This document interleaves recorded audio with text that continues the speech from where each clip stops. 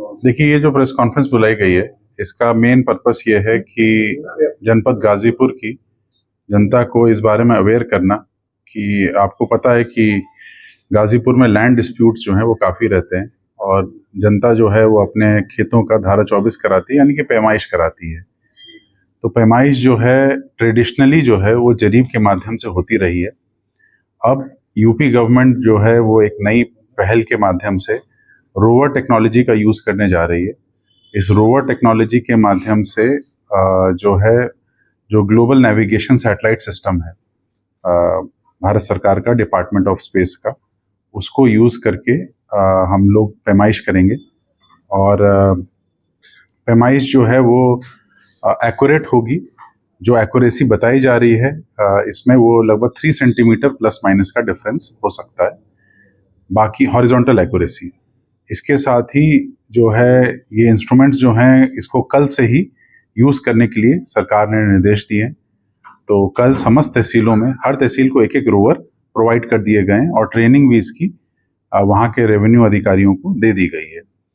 तो कल हर तहसील में एक खेत की पैमाइश रोवर टेक्नोलॉजी यूज़ करके कराई जाएगी और उसका फिर जो ग्राउंड ट्रूथिंग है वो नॉर्मल जो प्रोसेस होता था उससे भी कराया जाएगा और दोनों को आकलन किया जाएगा।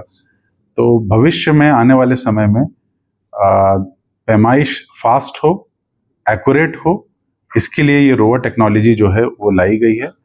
और इससे जो है जो समाधान है लोगों के कोर्ट के जो केसेस हैं उनका निस्तारण भी जल्दी होगा और साथ ही एक्यूरेट निस्तारण होगा। क्योंकि होता क्या है, जब एक्यूरेसी नहीं होती है तो लोग फिर अपील करते हैं और अपील में जाते हैं, वो फिर पेंडिंग रहता है केस। तो इस तरह से टेक्नोलॉजी के माध्यम से समाधान करने का प्रयास गवर्नमेंट द्वारा किया जा रहा है और जनता को यही अवगत कराना है कि आगे भविष्य में रोवर टेक्नोलॉजी का यूज़ किया जाएगा और इसके माध्यम से ही पैमाइशें की जाएंगी। रोवर टेक्नोलॉजी है क्या? देखिए, रोवर टेक्नोलॉजी क्या होता है कि इसमें एक इंस्ट्रूमेंट होता है जो पहले आप जरीब से नापते थे डिस्टेंस, और जो आप फिक्स्ड पॉइंट तय करते थे, फिक्स्ड पॉइंट के माध्यम से खेत का पेरीमीटर तय करते थे, वो अब रोवर के माध्यम से तय करेंगे। तो इसको यूज़ किया जा रहा है। ये बेसिकली GNSS जो सैटेलाइट सिस्टम है उसको यूज़ करता है और इसमें ये टेक्नोलॉजी जो है हमारे रेवेन्यू कोड मैनुअल, जो हमारा रेवेन्यू कोड जो RC की जो नियम 16 है उसके अंतर्गत भी ये प्रावधान है कि हम लोग नई टेक्नोलॉजी यूज़ करके जो लैंड मेजरमेंट है उसको बेहतर बना सकते हैं। सर, क्या लगता है क्या होगी सर? कैसे अप्लाई करेंगे? देखिए, कल इसकी शुरुआत हो रही है। आप लोगों से भी मेरा निवेदन है कि विभिन्न तहसीलों में जाकर आप स्वयं इसको देखें कि कैसे ये हो रहा है, क्या प्रक्रिया है, जिससे कि आप भी इसको समझें। सर, क्या लगता है इसके आने से जो जमीनी विवाद के मामले आते थे उसमें कमी आएगी या क्या रहेगी?